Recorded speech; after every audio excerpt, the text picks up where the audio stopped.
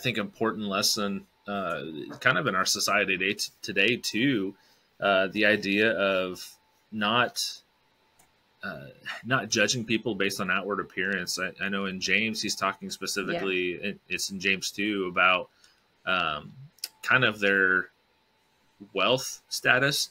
But I think definitely that's something that we can see. And he flat out condemns it as evil, treating Yeah. people differently based on something like their social status or socioeconomic status, or stuff like that. So there's there's so much just practical application in the For book. sure. For sure.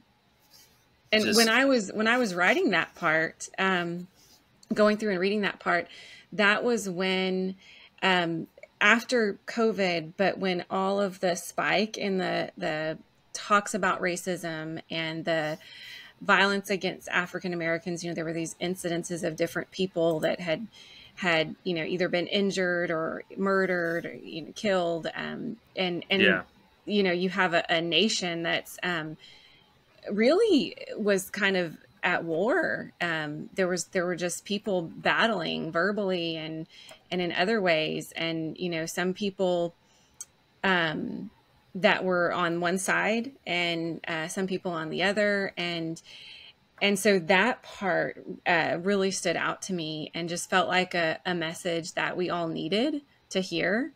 yeah, And just, if nothing else, the just the different perspective and the awareness of how do I perceive other people? How do I judge other people? Because if I think, I would like to think that I'm not racist. If we want to get real here, and James got real, I would like to think that I'm not racist. But if I think that I don't look at people and make judgments, I mean, I'm a fool. Like that is just human nature. We all do it. And so to be aware of that, like, and learn how to maybe stop those thoughts or make different choices, what a powerful thing for Christianity. And how many times are people turned away from the faith because they walked into a church and they were dressed a certain way, and didn't fit in, and yep, they saw the whispers, and people kind of, maybe not even out loud or verbally, but they felt shunned. yeah, And then that person is probably never, or not for a long time, going to darken the doors of another church. And oh yeah, so it's such a powerful thing to think about, that topic of favoritism, for so many reasons. yeah. And I mean, that's something my family had experienced. So prior to, so my dad basically kind of had to like become a Christian to date my mom. My mom was raised in a Christian house. My dad, very much the opposite. And so he started coming to church just because my mom was, and he had to. And so my dad's family came a couple times too, but there were um, people had commented on how my aunt had dressed, and her boyfriend that they had brought had like really really long hair, and they thought that was inappropriate and stuff. And so my aunt did not go back to church again until my dad actually ended up getting a senior pastor position at a church close to where my aunt lived, and so then she started attending again. But that's, I mean, I've personally have seen where that has affected, and that's not how we're supposed to be. Even kind of talking again about the whole idea of apologetics and things like that. I've heard, and we see this too in history, that a lot of times, not a lot of times, but specifically if we're looking at like slavery in the South and America's history and stuff like that, they would try to take the Bible to push that was okay. But Yeah. the problem is you can't do that, not if you're taking the Bible in full. And so, even I've seen, I've tried to find a copy. I don't I haven't had any success in doing it yet, but there are Bibles that they would hand out to slaves that were edited. They would take out passages that Yeah.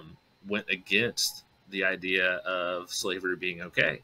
And so, there's been a lot of not good stuff done in the name of Christianity, in the name of For God, sure. but those things are not approved of by the Bible. And if you really start getting in and digging in, you see that very, very clearly. It's really not hard at all. And so you have to really take a lot of stuff out of context, and you have to, plug your ears and close your eyes and stuff as you're going through certain chapters and books and things of that sort. But no, I think that's what you brought up. That was a really good example of how even now, like things that are going on in our society, there's so much truth in the Bible, even with it being written 2,000 plus years ago. There's so much there that we still can glean from today.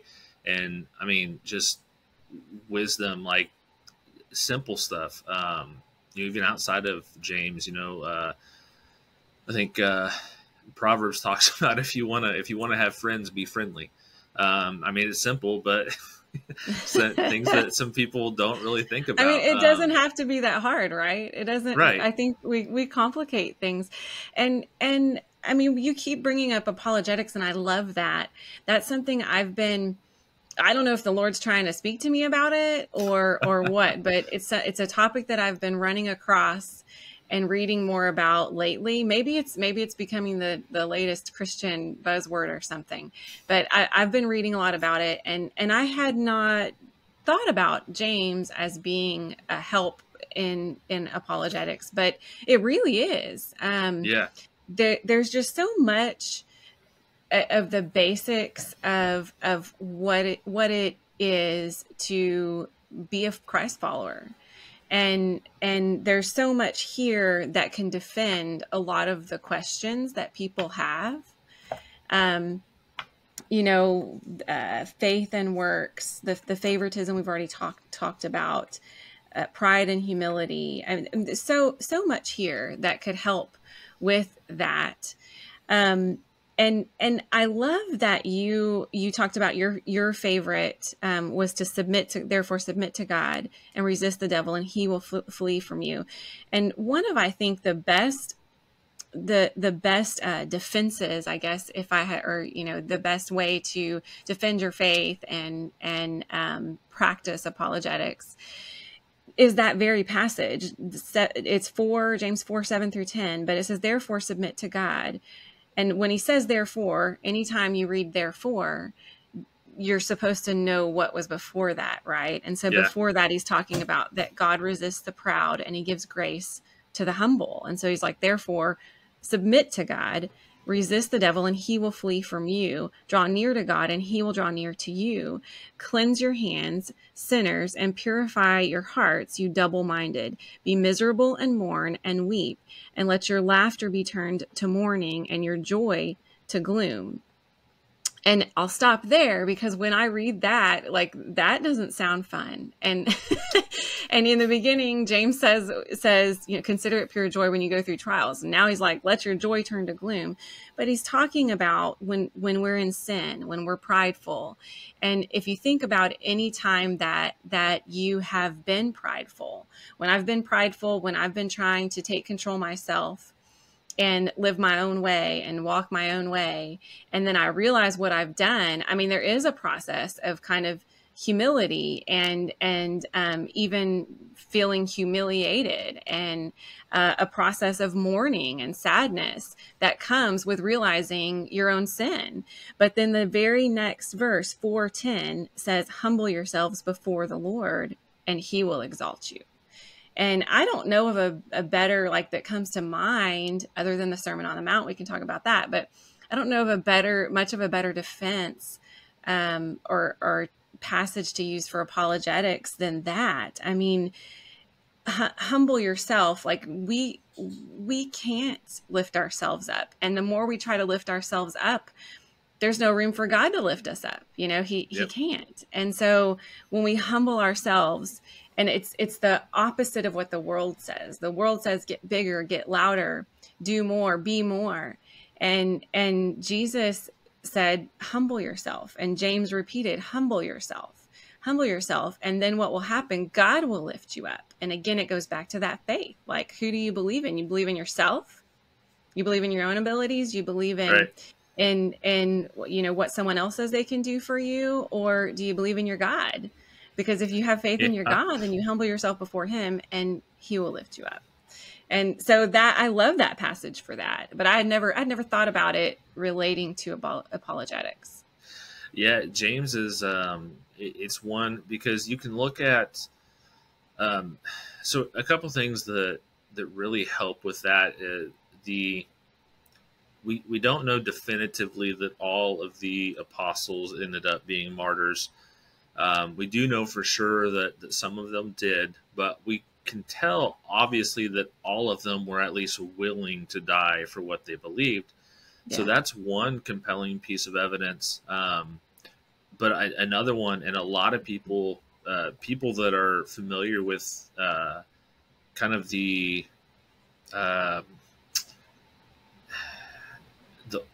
manuscripts and textual criticism and things like that, they use this a lot. The fact that James had absolutely no reason whatsoever to believe that Jesus was God.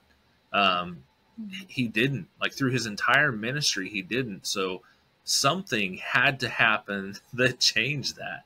And so the fact that he had such a complete 180, and then, you know, even we see in the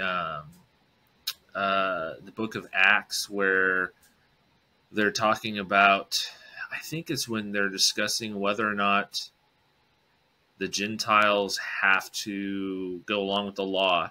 And they say that James says no. And so you can see even there, it wasn't Peter who had made that call, who they noted was the one that was leading that decision. It was James.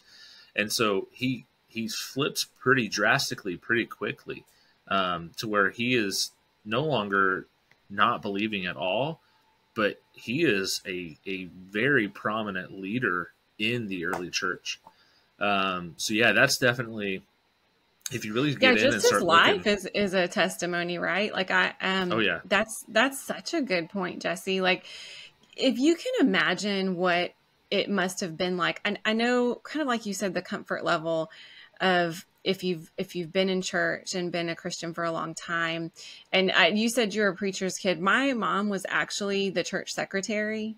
And so I'm kind of like a preacher's kid. Yeah. I was always at the church, you know, running around, playing on the piano. I've told a story before about how we used to find things, and we found a dead bird one time outside, and we had the janitor and my mom come out, and we had a little bird funeral. And I mean, it was just, I lived at the church a lot of times in the summertime and whatever. So there comes, and it's sad that it happens, but it does happen. I've heard this from other people, but there just comes this comfort level with, like, even the story of Jesus' sacrifice on the cross. Like, yes, Jesus died for us on the cross, you know, just kind of becomes this fact and this thing that you know. But I have to believe that for James to have lived through that, and I mean, the veil was torn. It went completely dark. You know, people rose from the dead. I mean, it was such a dramatic event. And if we think about the dramatic events in our life that we will never forget, the one like September 11th or Hurricane Katrina, or, you know, all of the events in our generation and for previous generations, you know, the death of JFK or whatever it was, and how much that affects you, how it sticks with you. And I have to feel like that's kind of what James experienced. Like, my God, he really was the Son of God. And and then he was changed, and then he was different. And so it's cool that we get to experience, if you dig, like you said, if you dig into the word and the story behind it, that we get to experience that too, just by understanding what James' transition in his life was. Yeah. Oh yeah, 100%. And the more you dig, the more you end up finding. And there's so many. It's, like I talked about all the different authors and topics and things like that, but it's perfectly blended together. And there's so many, a reference in this book is or something in this book is referencing something in another, and back and forth and back and forth, and the Old Testament and intertwined with the New Testament. There's so much connection all throughout everything. You can read through every single book and read through it again, and you're going to get something new when you read through it a second time and a third time and a fourth time. So no, it is definitely life changing to get in there and read. I do want to talk a little bit. I know you have another Bible study coming out. And this is specifically on, this is one I talked about a little bit when we first started. I think it will pair really well with what you already have with with No Excuses. But you said that this is going to be on the Sermon on the Mount. And so obviously this is not out yet. This is just for pre-order, so you don't have to give away too much that's in it.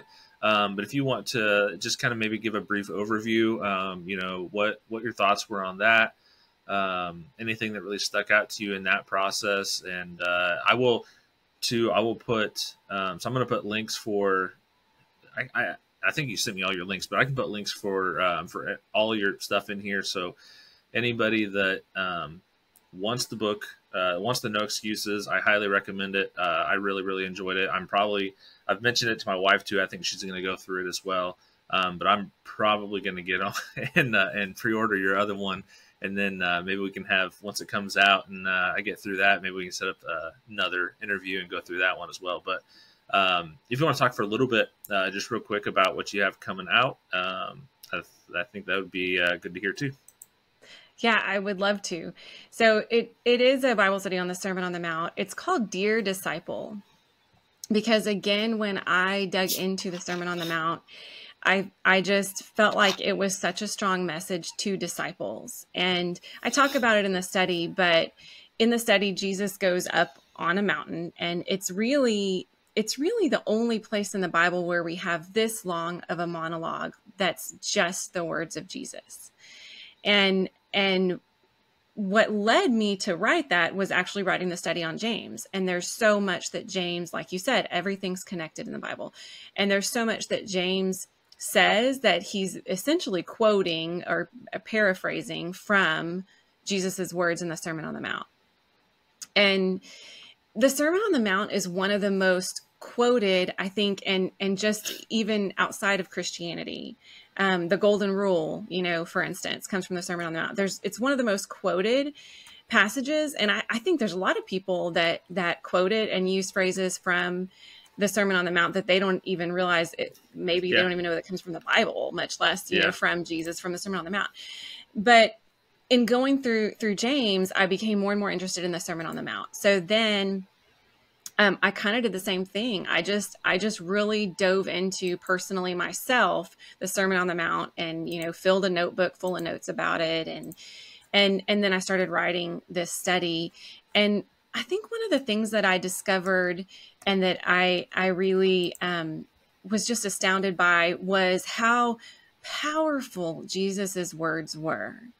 And I think, again, as a longtime church goer, you hear those words, the Sermon on the Mount, and you know what I'm talking about. A lot of Christians would even be able to tell you that it's in the book of Matthew, that it's a message that Jesus preached or spoke.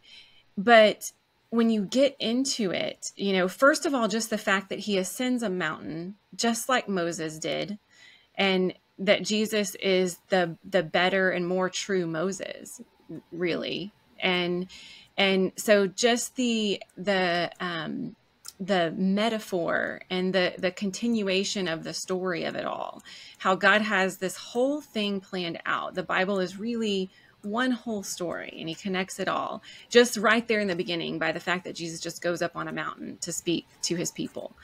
And then when you go through everything that Jesus says, so much of what he says, there's all these, you have heard it said this, but I tell you this. And there are these statements that seem like he's contradicting in one sense, seem like he's contradicting what the religious leaders of the time were saying and what the religious beliefs were, but he's not at all contradicting God's law. He's just taking it to a truer and deeper and really what was the intended meaning. Because God never gave us a set of rules just so we could follow rules. You know, just to say, I'm doing the right thing. I'm following the right rules. He gave us rules so that his people could be right before him.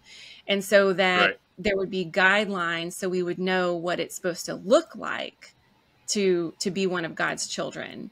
But he never intended for, you know, what ended up happening and what the religious leaders were doing at the time. They made all of these sub rules that were their own interpretation and were basically, you know, enforcing all of these rules that weren't even truly in line with what God said. And so not only was Jesus clearing up misconceptions, but he was getting at the heart of the matter. You know, things like, you've heard it said, don't commit murder, but I tell you, don't even be angry with anyone, you know, don't act on your anger. You've heard it said, don't commit adultery. I tell you, you've committed adultery if you've even lusted after someone. And, you know, things like that are like, whoa, okay. And you get to the end of the Sermon on the Mount and it just says that the people were astonished. The people were absolutely astonished. And again, like we talked about James, if you try to put yourself in the story and remember that these were real people that lived as part of biblical history and try to think of what it would have been like to be them, the people were astonished because he spoke with such authority. He wasn't just conveying the law and repeating the same rhetoric that they've heard. He was telling them something with power and authority and flipping some of their misconceptions upside down. And they were absolutely astonished. And just the thought of sitting there listening to Jesus just blow your mind is mind blowing. You know, it's cool. Yeah. And so the Sermon on the Mount to me is just, it's fascinating. It's in a way similar to James because a lot of the ideas that are shared are similar, but they're straight from the mouth of Jesus. And he goes into a lot more with some of it. So I agree with you. I actually think that, and when I started writing the Sermon on the Mount, like I said, I started going through it because I personally was interested in digging deeper into the Sermon on the Mount after digging so deep into James. But I think as someone who's doing a Bible study, it's a great succession. And the Sermon on the Mount that I'm going to put out, the study, it will actually have some, they're not required, they're just a supplement, but it'll actually have some videos, teachings that I'll do that'll go along with it to kind of get you thinking a little bit more. It's also a 6-week study. So the James is a 5-week study. So the Sermon on the Mount is a 6-week study, which I like studies about that long. Yeah. Somewhere between 5 and 8 weeks, I think is good. You get to the like 10 to 12 and people start to get exhausted.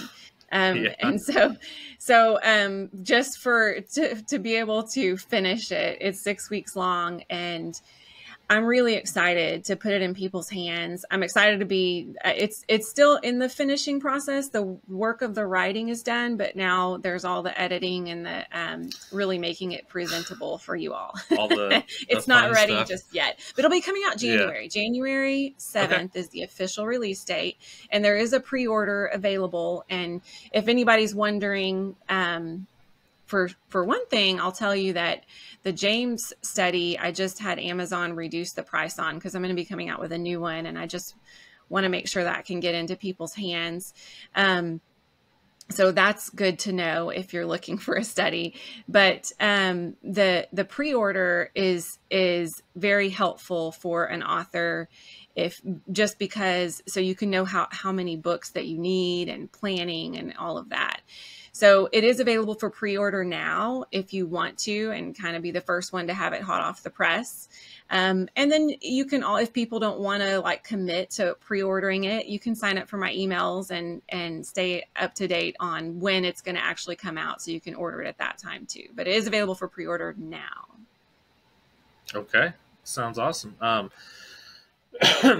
definitely looking forward to that one. Like I said, I'm probably going to, here in the next couple days. I didn't realize the pre-order was open yet until you had emailed me earlier today. I'm probably going to get on and grab that, because I do. I'm not just saying it because you're on here as a guest, or like blowing smoke or anything like that. Like I really genuinely enjoyed what you did with No Excuses, and I do think, like you said, I think the Sermon on the Mount is going to pair really, really well with that. I enjoyed. It was very easy to read through. I've done Bible studies before where I felt like I had to force myself to sit and read through it. Me too, And yeah. this is definitely not the case. So I think you're definitely using some skills that God has given you. You're definitely using those for benefit, and I think anybody that even if you're very, very familiar with the book of James, I highly recommend this Bible study, No Excuses, and what you have coming up with the Sermon on the Mount. So I think we're coming up on time, so we will close it out. I will put links for anything that you've sent me, but we'll have the books, website, all that in the description of the video. So anybody, like I said, I highly recommend go support Gena and these books, and even what was your first book called again?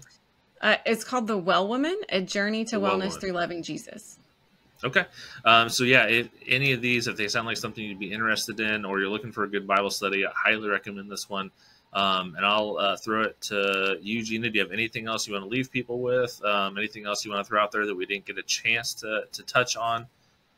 Anything like that? The only other thing that I would leave someone with, since you said your show is mostly for new Christians, I would just encourage anyone to. I think that the No Excuses study is a good study for someone who is a seasoned or a new Christian, for all the reasons we've already talked about. But I would encourage anyone who's a new Christian to not be intimidated to get into the Word, like to get into the Word for yourself, because it's alive and active, and just little by little by little, that's how God grows you, matures you, and speaks to you. And that's how I started. I mean, years and years ago, I had never done a Bible study on my own and was intimidated and started getting into the Word. And I think a Bible study, especially a shorter one that's 5 and 6 weeks long, versus something like I'm going to read the whole Bible in a year, or something that's, a little bigger, I think it's a great way to start. So even if it's not my study, I would just say, if you're a newer believer and you don't know where to start, get a small, short, doable, reasonable study, and just jump in there. Like, don't be intimidated. Yeah, no, I agree 100%.